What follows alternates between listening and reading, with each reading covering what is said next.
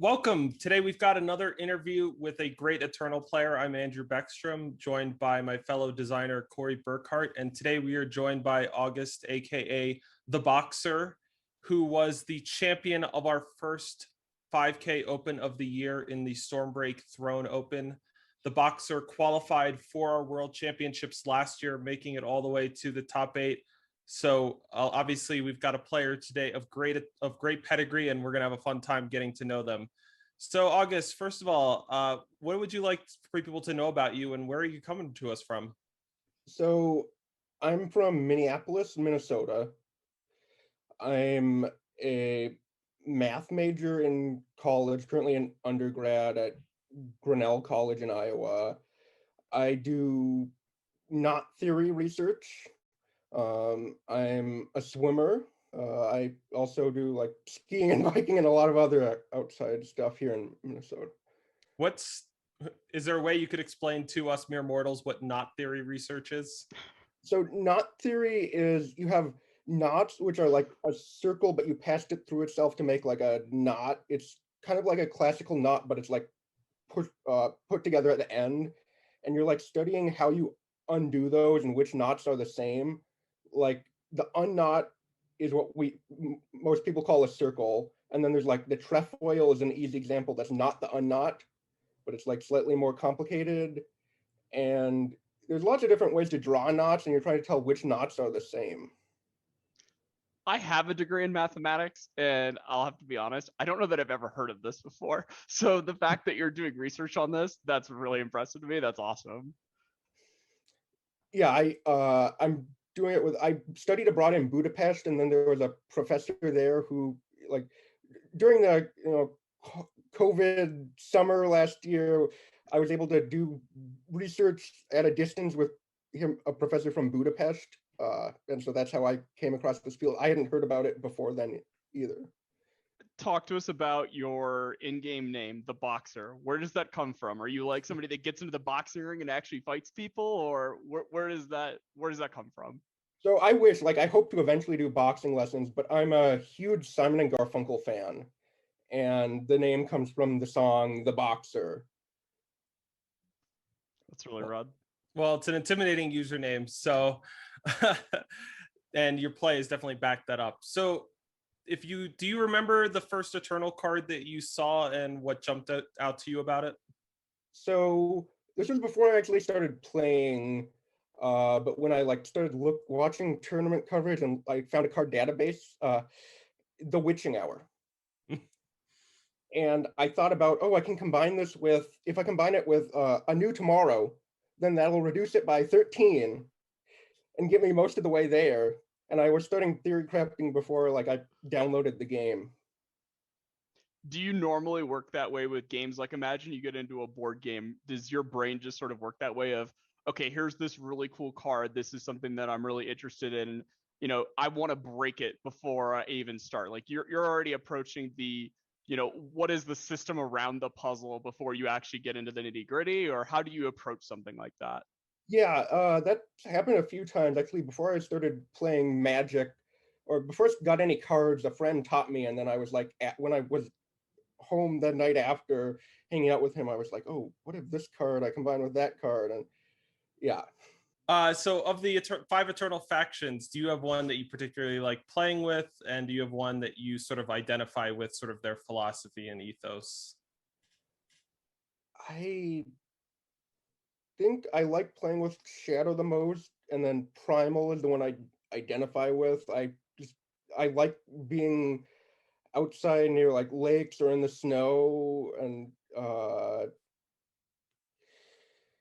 yeah. If you could have any battle skill in real life, what would it be? I don't know. I think unblockable sounds kind of cool. Just being able to get in anywhere I wanted to without any trouble. What's your favorite one to play with? Exalted. Okay. It's just a cool, like, I don't know, there's so many different things that can be used with it. Like you can pump up a unit temporarily and that'll stay around. It's an attachment to draw back with cards like Smuggler's Stash. I really enjoyed playing with Carvet when it came out. Very much in every part of the Buffalo kind of man. So getting into sort of your relationship with Eternal, what's your sort of favorite way to play Eternal? You know, what kind of device do you like, and what's your favorite format? So I always play on my laptop. I've downloaded it on mobile in the past, but like it's a very good experience on mobile, but I prefer the being able to like sit back and not have to worry about the mechanics slowing me down. My favorite format is probably Expedition, which is weird because my two wins are in Throne, but I like lower power formats. Talk to us. What's your favorite deck of all time? My favorite deck of all time is 5-faction even Kilo Vox. Talk to me about that. Break it down for the viewers. What's going on with that one? Time. So this was the deck I won with the first or the second year of Eternal competitive play. I had like a bit before the tournament popularized this even Vox deck, which was even-headed Golem, Vox Nurturing Sadist, a bunch of nightmares, and then one of my teammates was dared by another player, can you fit Kilo into a Vox deck? And then we started working on that together, and we were like, oh, this is pretty good. You said that you worked on it. Would you say you're the one who built that deck for your team, or? So Murder of Crows was the one who built it. I had a big part in tuning it. Like I sat down and figured out the power base over 2 weeks. Petition was the secret. That was the last edition. Like, oh, I can just play this factionless card that fixes all my influence. For your time playing Eternal, what's your favorite Eternal card? I mean, you have won now a couple of tournaments with even-handed Golem. Is that your favorite? So I like that, but my favorite card of all time is Stone Star Scrapper.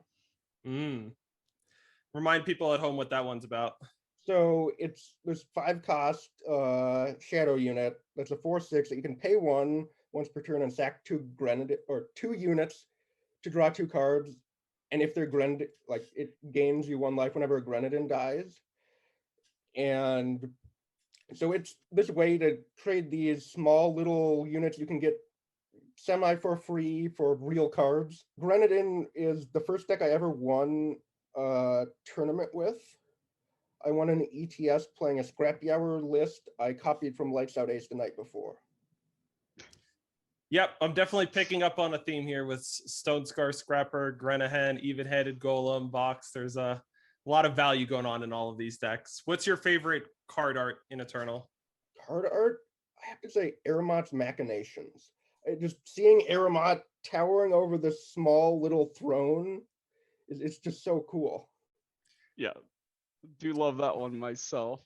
That's one I remember. I remember when we got the art back on that one, and for most of the time when we're play testing these cards, we don't know what we have an idea of maybe of what the concept is, but we don't know. And then that one, there's every once in a while we get a card when it comes in where everyone in the office is just like, "Whoa, you got to check this one out." And I remember that one. Do you have a pet bad card that you just love playing with? I think Slime Spitter Slug. Wow. Well, there's certain people watching who I think are going to be offended. I remember Sir Rhino was always the biggest Slime Spitter Slug fan. So it used to be a really good card. Like in set 2 and set 3, it was a great card. And in my head, it's just like I think of it as good as it was back then, and then I play it, and then it's like, oh, this hasn't stood up to the test of time as well as I thought it has. What card, if we were to ask your friends and testing partners, what's the card if they had to name TheBoxer's card, which one would it be? I think it has to be Vox Nurturing Sadist. People call me TheBoxer a lot because of how much I've played it. If you could change any card in Eternal for us, August, what would you change? That's a tough one.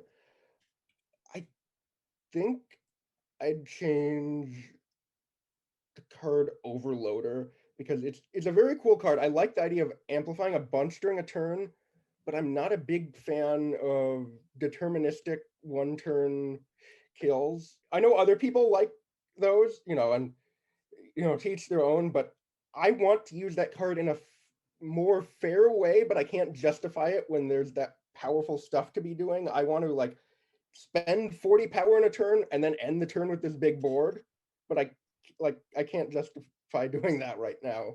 Well, we'll see. We're filming this about a week and a half before the Expedition Open, and we'll have to see if the Overloader's making an impression there. It's certainly been showing up in some Expedition tournaments recently. So let's talk about your run last year to the World Championships. So you mentioned you got there with the even Kilo Vox deck, and then in Worlds you made it to the top 8, but you were not able to win it all. Sort of coming out of that World Championships, what was your takeaways from it, and what was your mindset heading in towards this organized play season? So my takeaway was that playing the best deck really did help a lot. Like in the past, I'd sometimes just played my pet decks in the ECQs after I won, but for Worlds, I was like, I'm just going to play the best deck, whatever it is. And I had a lot more success there. This was not my comfort zone. I went out of my comfort zone to play decks that I thought were good. Do you think that was beneficial for you, like learning maybe somebody of your skill, you don't really need to learn how to play these decks, but maybe getting more experience with them in one of these high pressure scenarios like the World Championships? Yeah, definitely. I think everyone should try to play a wider range of decks than they normally do, because calling yourself a blank player is like fine when you're, talking about what you enjoy, but if you're trying to win, you shouldn't classify yourself as I'm a this archetype player.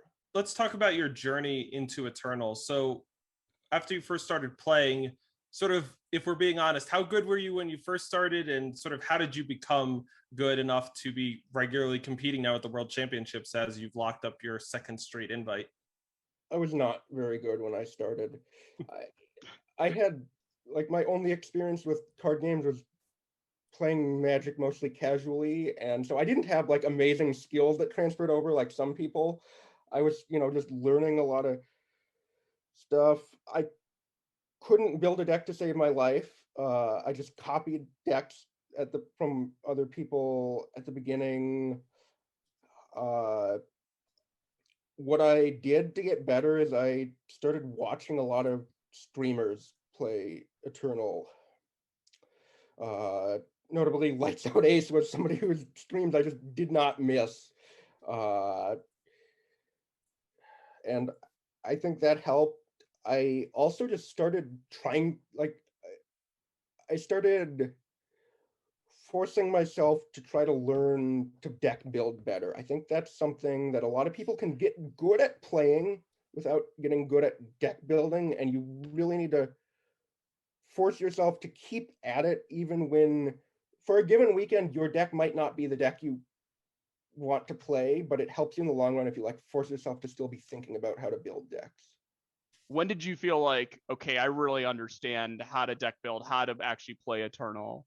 I think for playing, it was the ETS Invitational I forget which year it was. It was like 2 years ago, I think, when I played a Godon Stone Scar deck. And I had, going into the tournament, just kept saying, I can't play aggro, I can't play aggro. And then I got second with it. And then like I was looking back at my play afterwards and realizing I was making interesting plays that I wouldn't have even fathomed when I started.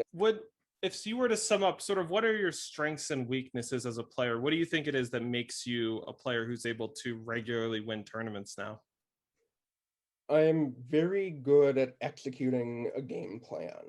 Once I've realized what a matchup is about, I know how to use cards in weird ways to accomplish my goals. What tips, advice do you have for people if you're somebody who's playing in these tournaments, but maybe you're not always making it, maybe you haven't made it to a top 64 and you're looking to make your first and you're looking to sort of get your game to the next level? What can somebody do to get better? So for play-wise, I think getting in the right mindset is important. There have been a lot of opens, I think, where I missed top 64 just based on playing when I was too tired, or maybe I was dehydrated or distracted by something going on, and you want to get in the right mindset. I know that's not like some, always play this card before that card kind of advice, but like getting in the right mindset is important.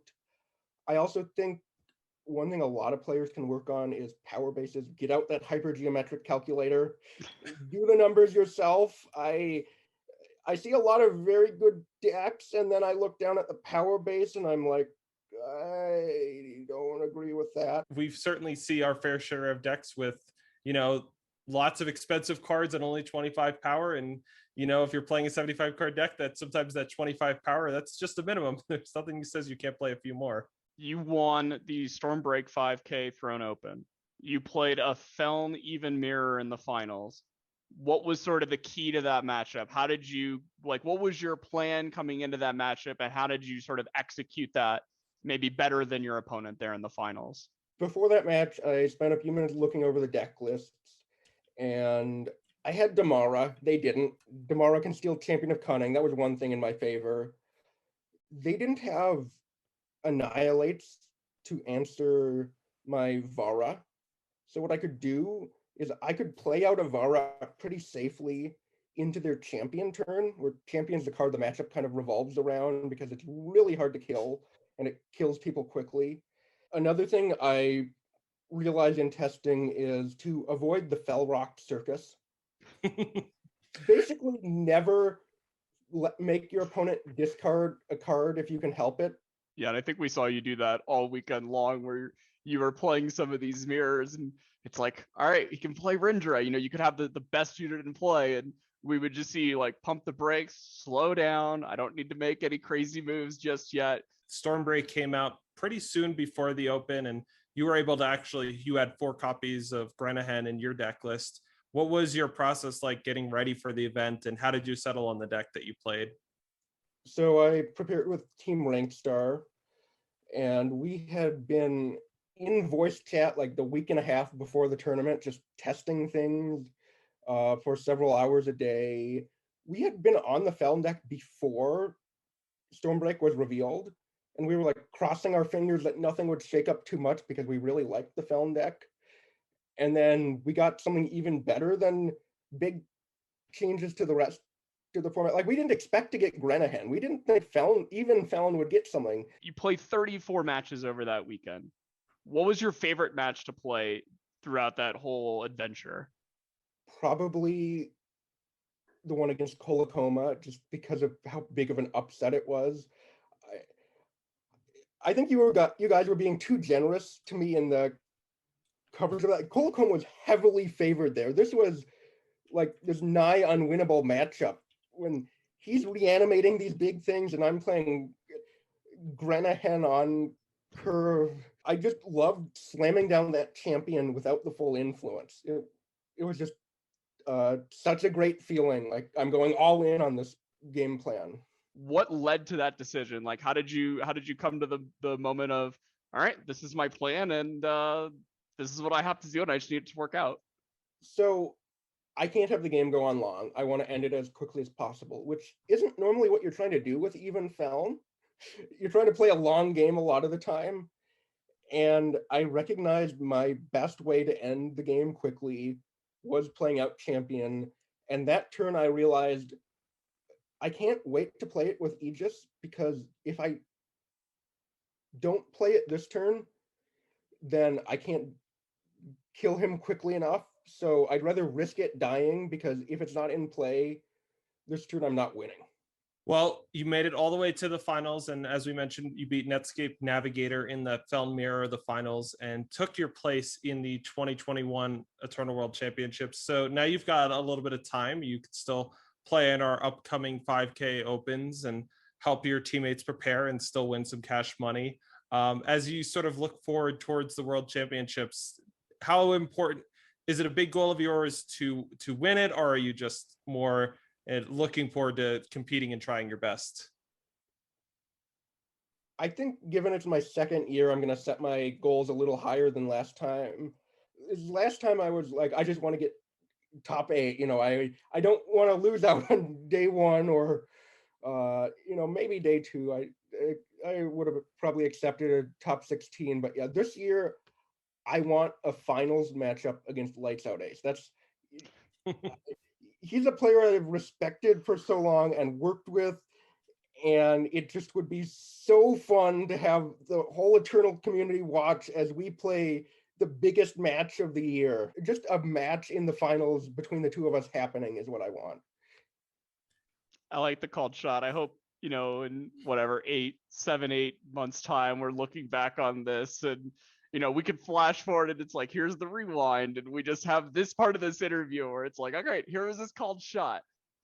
Can you make it happen now? Let's open the floor, up to you, August. What do you got for us? If you could, this is sort of your open season and ask us anything. What do you want to know?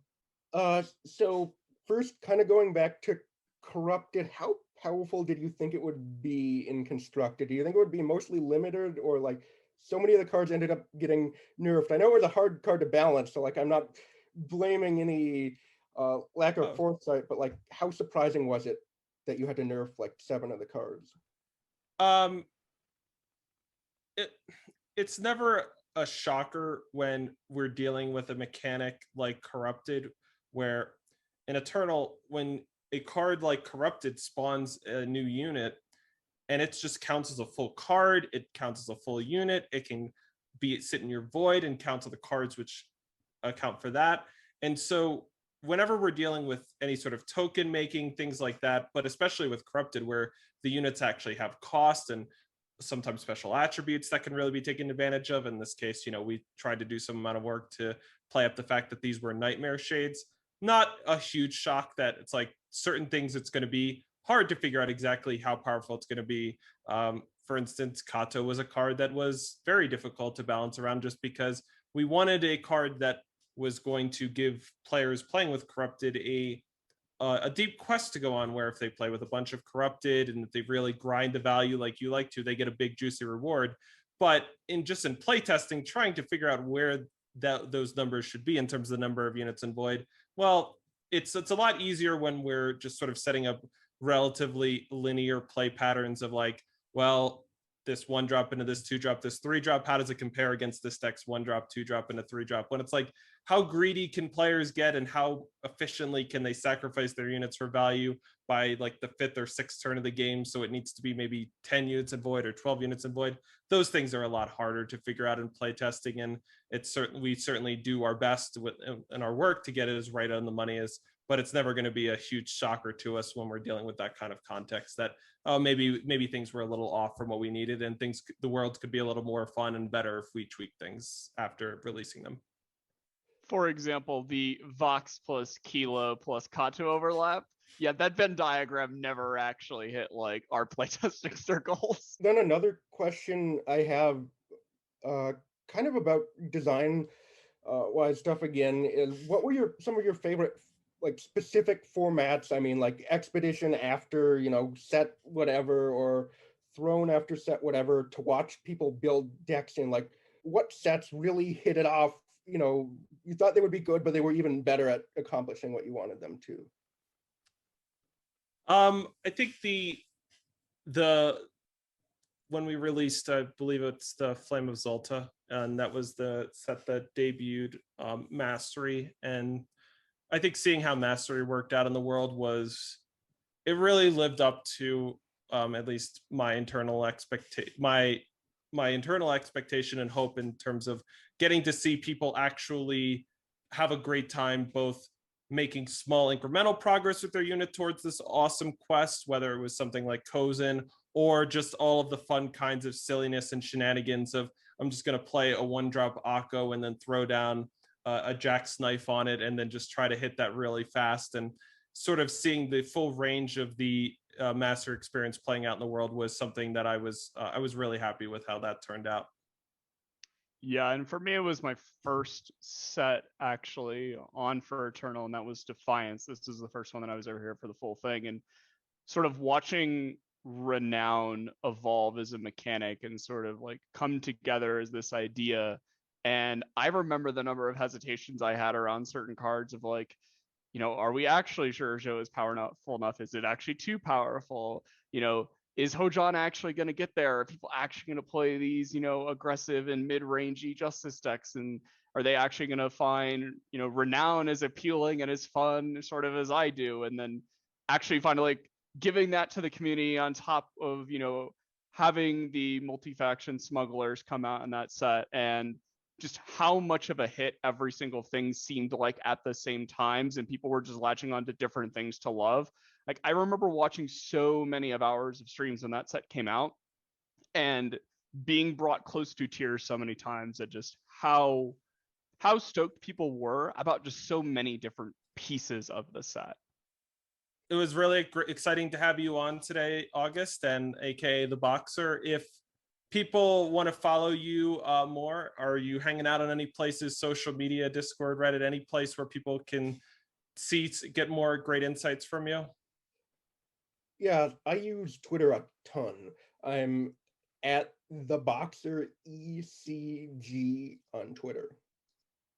Okay, fantastic. Well, good luck to you in your studies. We're really excited to have you back with us again this year for another run at becoming the Eternal World Champion. You'll be back later this year. Corey, any closing thoughts? Anything else you want to say before we wrap it up here?